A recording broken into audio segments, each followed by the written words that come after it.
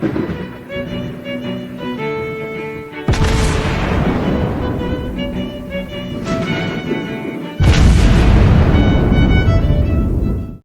everyone, and welcome back to World of Warships Blitz with Terry. We are looking at a German destroyer today, as you can see from the background and the little flag waving on it. And this is another premium destroyer. I'm honestly losing track here of which one is which. This is the Z35, the lead ship of the 1936B design of destroyers. Now, the main difference between the 1936A and the 1936B design was that the Germans realized that sticking 150mm guns on a destroyer doesn't work too well, also due to its impact on stability. And maybe we should put a bit of a more conventional gun on these things. So this one has 128mm guns compared to the 150s that the 1936A design had. This is all going to get very confusing when we look at the comparison, because the game is not doing us any favors in terms of reducing the confusion from that historical mess. Anyhow, the Z35 actually existed, and she was lost in a mildly unfortunate accident when she was busy laying mines in the Baltics during the war, and did happen to run into her own minefield. She was hit by a mine, which initially just seemed to have caused minor damage, but eventually caused a detonation within the engine room, which then caused an ammo explosion, which then caused the whole thing to sink. And some of her sailors were rescued by the Soviets, but it did not go so well. I think they lost another destroyer in the same operation, so a mildly embarrassing venture, the whole thing. Yeah, when Mr. Mine has left your ship, Mr. Mine is no longer your friend. So it's the same with torpedoes. They don't know anymore who's friendly or not, or heat-seeking missiles for that matter. Anyway, Z35 in the game. So 1936B destroyer, lead ship of the class, which means we're obviously going to compare her to the, when it loads, to the Z23, which is a 1936A destroyer, which should have had 150mm guns and did have 150mm guns at some point, but no longer has them because the Gustav Julius Merker exists. Well, the Gustav Julius Merker didn't exist, but she does exist in game, and she gets the 150s. So the Z23, in a bout of historical revisionism, now gets the same guns that the Z35 gets, which is actually the later variant of the whole thing. So if you're not get confused, then I've done my job. Let's compare these two. The Z53 gets only 2 engine boosts, which is a bit of a pity. She does get 3 sonars instead of 2, which is kind of not really necessary because there were sonars and you can always boost that with captain skills, but she does get a very interesting consumable, and I'm not sure I've seen that somewhere else yet. Probably I have and just forgot about it because, you know, you lose track of these things at some point. This is the short burst smoke generator. This is not a fuel smoke. So this is not a keep going at full speed and bring it with you smoke. This is in fact sort of the opposite of that, because this only gets set for a duration of 5 seconds. So the usual smoke generator, and I think we can see that later with the other one, is I think 9 seconds. Is set during 9 seconds. So this sets a very small smoke screen, so you really have to stop in order to not just outright outrun the smoke screen. It also doesn't last particularly long, but you get 4 charges off the thing, and it has a relatively short cooldown. So it's kind of the compromise version between the short duration fuel smoke and the proper smoke sort of thing. I'm pretty sure we've seen that somewhere, and I literally just forgotten. Everyone's already screaming at the screen, but such is life. Statistics. A little bit less hit points, but marginal. She's a bit faster on the rudder. In return, a bit slower at the end, and a little bit slower on acceleration, but again, marginal values. Doesn't make a huge difference. The guns. Here's where it gets interesting. The Z23 gets the twin turret forward and the 3 turrets aft, whereas this thing gets all all 3 turrets, both aft and the 2 forward being the single mounted guns. They do have, however, a better range and they reload faster. These things have got a 3.4 second base reload, which is quite nice. You pay for that dearly with the torpedoes, because these are the old cruiser torpedoes. They've got a 5.4 kilometer base range, and they do a whopping 500 points of damage less per torpedo. So, steep price to pay, that one. The AA is just as on the Z23 absent, which is really funny because if you're reading, let's read it together, shall we? So that thing, which is, let's remind ourselves that the Z23 is a 1936A design. And this, well, let's verify that actually, that it is in game. Yes, that is the Zerstörer type 1936A. The Z35 is a 1936B destroyer, which according to the in-game description, carried a reinforced AA battery, which, if we are looking at the numbers, shows us very clearly that that is not the case. Now, this doesn't matter. Why does it not matter? Well, because the AA is crap anyway. It doesn't matter if you have a 66 or 47. You're never going to shoot anything down with these ships. I just found it funny because it... Oh, wargaming. But the concealment is better with 6.6 kilometer base concealment. So we have a bit more of a gunboat. In fact, we actually, and on paper, my first look was like, ugh, really? Like, you're giving me a bit better reload and a bit better range, but you're making me pay like that with the torpedoes? That was a pretty harsh price to pay. But if you actually compare this thing to the Gustav Julius Merker, which is the scout cruiser, which didn't exist, which has the real smokescreen, not the what's it called, short burst smokescreen. This thing, 9 seconds and lasts for 24. This thing, 5 seconds, lasts for 16. So short duration smokescreen and doesn't make a particularly large bubble or puff or whatever you want to call it. But you've got 4 charges and these take 105 seconds to cool down. These only take a minute. So you can use it again pretty quickly. So treat it a bit more like a fuel smoke that you can't take with you, sort of thing. But if we're looking at the guns, the Gustav Julius Merker, which does have the 150mm guns, has a 6.2 second reload. So the Z35 actually has a significantly higher, I believe it's almost 1.5 times higher DPS on these things. Now, she doesn't get the same penetration, right? So it's just theoretical alpha DPS, but she does have a very significant amount of firepower on this thing. And we don't even need to look at the torpedoes in comparison between these two. So it took me a couple of rounds to kind of get my head around what if this. My first impression was this ship's garbage because the torpedoes are basically unusable. Because if with the whole setup, let's go through the setup first and then we look at the final values. You get a choice between reload and range. Now this is a very tempting one, and I think both are valid, and it depends how you want to play. So you can play the ship in two ways. You can either play the ship similar to the Gustav Julius Merker, as in such that you just stay at range, use your smokescreen on occasion, dodge incoming fire, and just rain down shells on targets at range. Now, these are 128mm guns. They don't have the same penetration and punishing power as the 150s on the scout cruisers. But if you want to do that, then it's probably better to set up your ship for better range.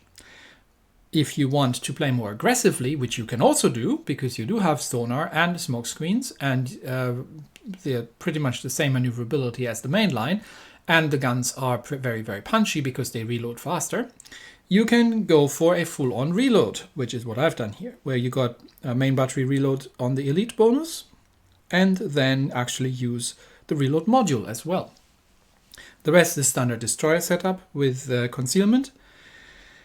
And with all these things and the historical camo on, which again is I think relatively standard, which does give us range. So if you combine that with the range build, that also gives you a very good range on these things.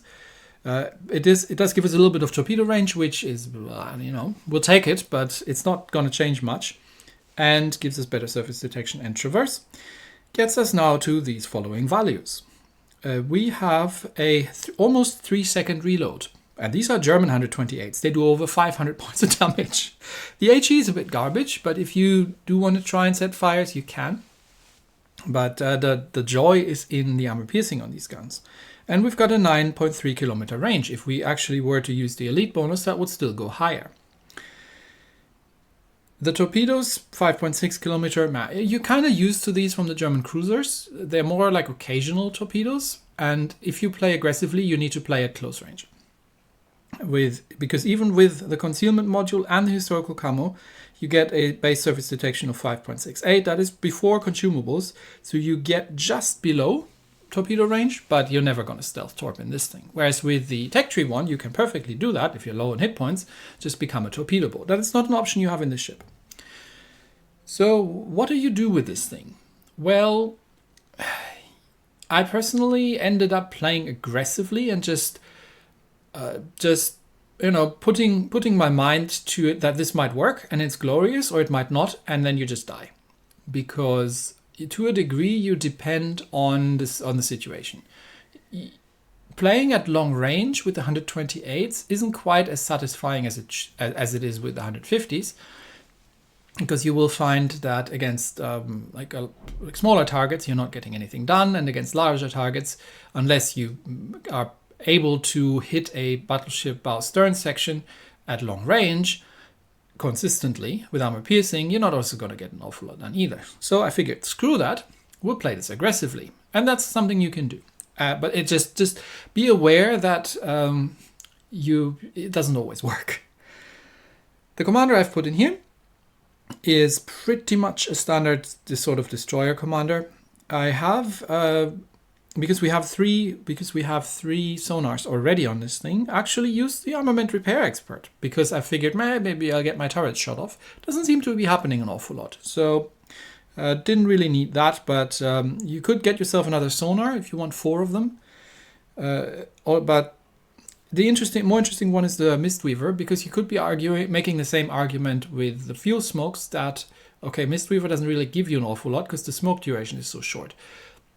It does give you a little bit here, but the more important one is gives you a 33% cooldown buff, which means these smoke screens are ready again almost 20 seconds after they expired. So you can use these in very rapid succession, which really helps. So if you need to have them ready again, so that's just something I would recommend. Anyway, let's get into some gameplay. The first round is on Aurora. It's a 6v6, and we are facing Amagi, Hipper, Tiger, Benson, Kagero, and Öland.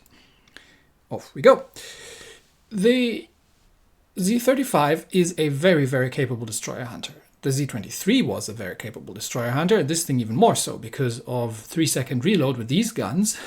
And these are the 128s. They are not going to over-penetrate.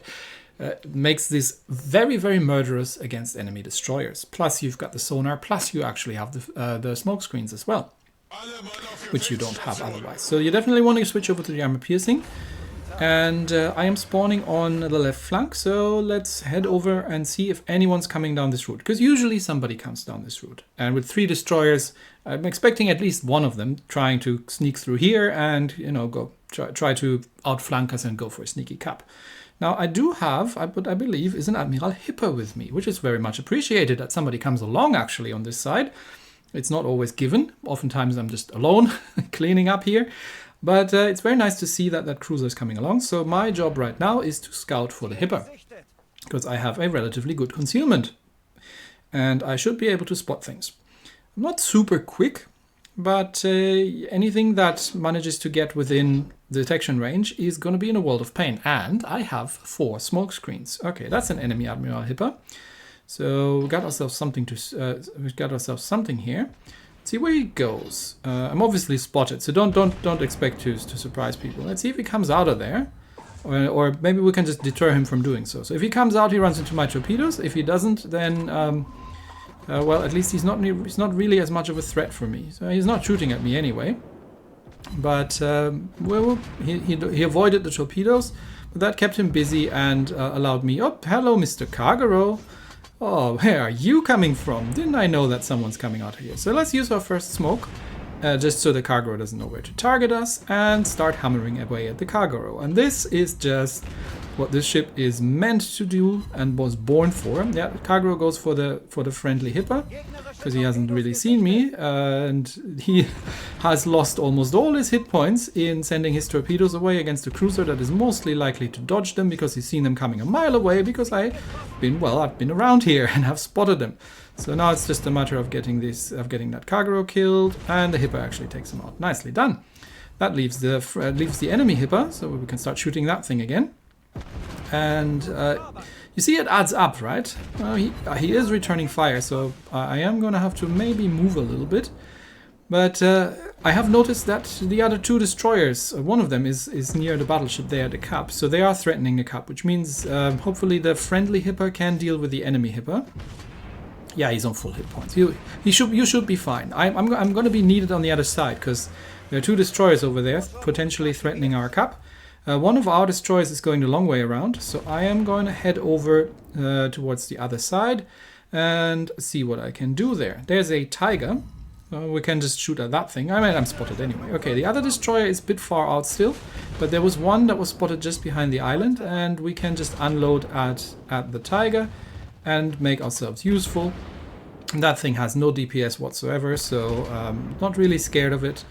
But as you can see, the guns will do damage. It just takes a little bit of time against harder targets, which is the Tiger really isn't. But hello, Mr. Erland. Sonar up and slow down a little bit, and let's dissuade you from coming any closer. I think the Benson is sitting behind that island there and does not want to get out of here. And the Erland has probably launched his torpedoes, but I've got the sonar running, so I should be able to spot them in time. Let's just dissuade him from ever coming back here. And the Benson's like, oh, nope, I don't want to come out. No, help, run away.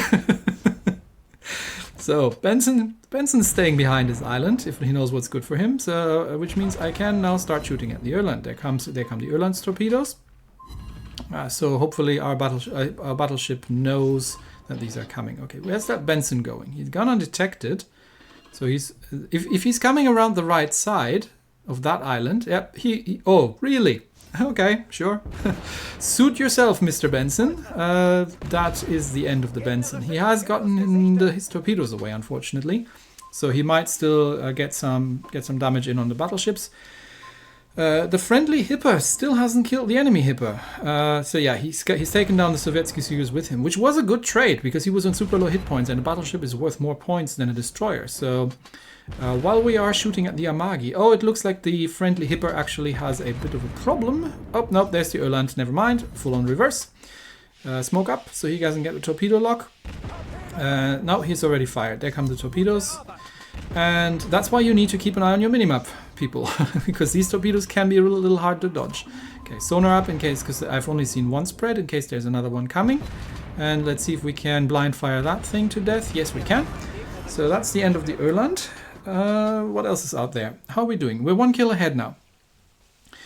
And there is... what is that? Oh, that's the Tiger. Okay, Tiger smokes up. Well, let's just get some shots out at that thing while we are heading towards the enemy capture circle. But it looks like one of our destroyers has gone the long way around and is threatening the enemy cap, which is great.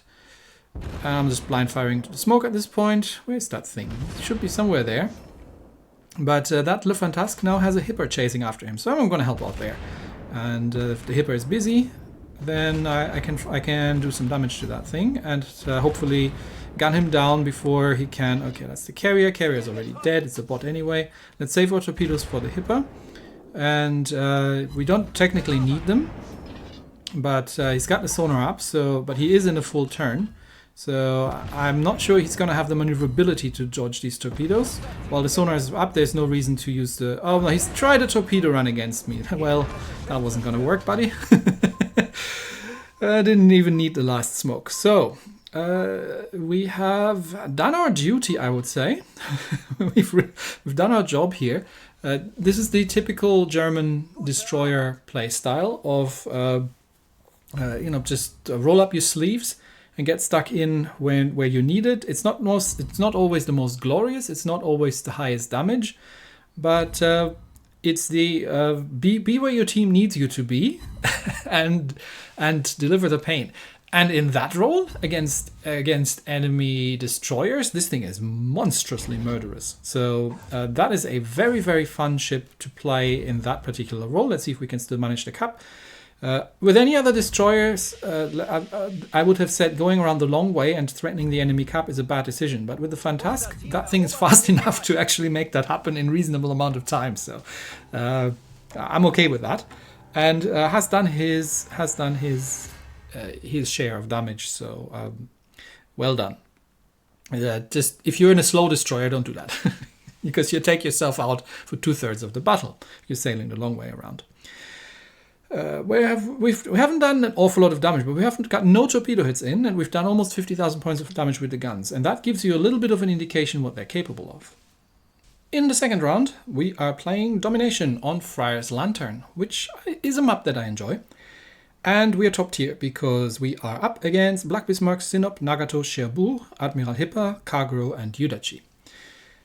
Now, Cherbourg is, well, I don't think I've tried that thing, but it's one of those French supercruiser things. That doesn't mean she's not dangerous against destroyers, because first of all, that thing is quick. And I think the armor piercing is probably so bad that it can full penetrate a destroyer. Otherwise, high explosive from that thing with rapid reload up is also not something I necessarily want to enjoy. But no pain, no gain. Let's switch to the armor piercing and switch and head over towards B cup. No, C cup. B cup's the enemy one. We've got a lightning here with us. Team calls out A, so I'm assuming that the friendly destroyers, the Akatsuki over there is going to head towards A cup. So I'm going to go with the lightning down here towards B and see what we are going to, no, towards C cup, Terry. C cup is the one you're heading, and B cup is where the enemy shows up. And then we will see what's in B. There we go. All right, where's that lightning gone? I did have one, right? I did have one a minute ago. See, he might be on the other side of the island. Okay, we're going to go into the capture circle. Enemy team is not capping so far. They've got 2 destroyers, so I would have expected B cap to be capped. But as we can see, B cap is now being capped. There we go. All right. Where's that lightning gone? I still can't see him. Maybe he went AFK. I'm not sure. But there is the Cherbourg. He probably went, friendly destroyers aren't capping, so I'm going to have to do it myself.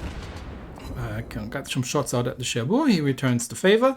That is the armor piercing. And yeah, that did about 1,000 points of damage. So yes, full penetrations definitely from that AP. Sonar up just in case there is a destroyer out here that I haven't seen. Smoke up because I thought the Cherbourg was going to push, but it looks like the Cherbourg does not want to push. He just wants to play at long range. And yes, ow, that hurt. Nice blind fire. And as you can see, the smoke screen is dissipating very quickly, but it looks like the lightning is here. And the Cherbourg looks relatively alone. There's the Yudachi. Yudachi I'm very much not afraid of, but there's still one more destroyer out there. And that Cherbourg is, like I said, technically dangerous. So we're going to have to be a little bit careful about that. However, the lightning is going around the south end of the island. So if I'm going to start distracting that Cherbourg from the north end, well, let's see if we can generate a position where one of us can sink his torpedoes into that guy. Just got to be careful not to die here, but Cherbourg again doesn't want to come around. Now, granted, he doesn't know that my torpedoes have no range.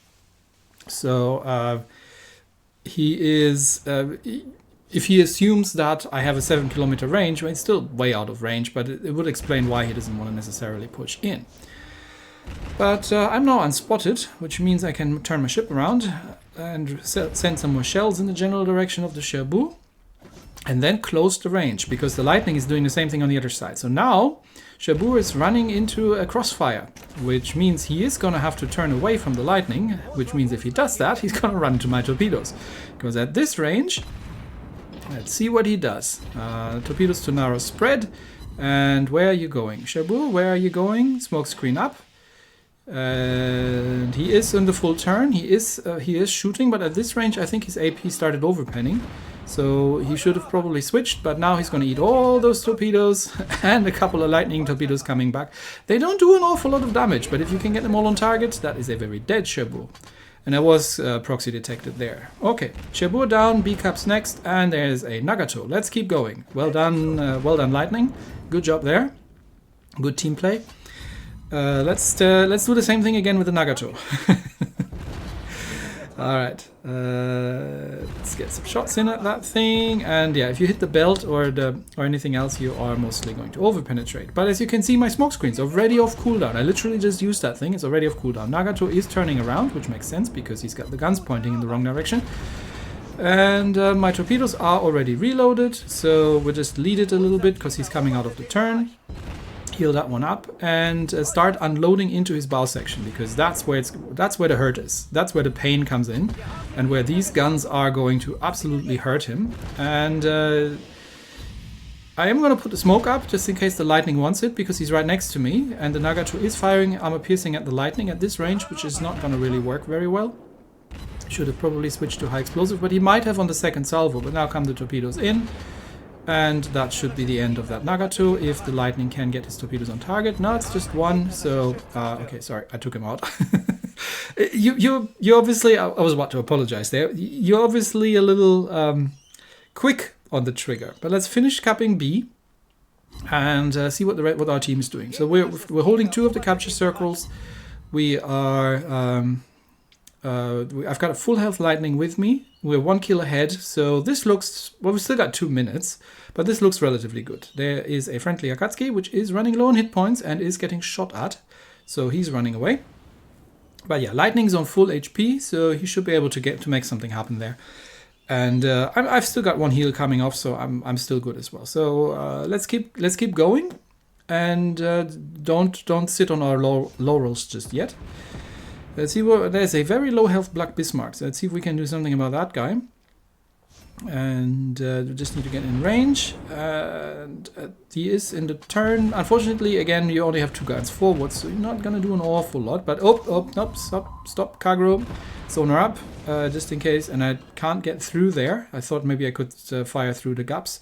Black Bismarck is healing, which is unfortunate. We also got Sinop over there. There might be Cargo Torps, which is why I'm running the Hydro, but they have pulled back a kill, and we're still holding. This can still go both ways because there's still an Admiral Hipper out there. So let's take care of that Sinop while we're at it, and the Black Bismarck is running away. So let's get into the turn. Let's see if the Sinop is smokescreen up just to make sure. Drop a little bit behind because the Sinop is probably slowing down and trying to turn into those torpedoes. And then again, we are going to unload into his bow section. And that is going to once again put the hurt on. But yeah, the torpedoes alone are not going to cut it. But then again, I don't need torpedoes, no torpedoes to kill this thing. And the turrets are rotating relatively quickly, such that you can get mostly 3 turrets on target, even if you're kind of reversing. How are we a kill behind just now? That was a full health lightning. Where did he go? I have. Oh, okay. This might actually still get close. So let's kill that Sinop before he kills us.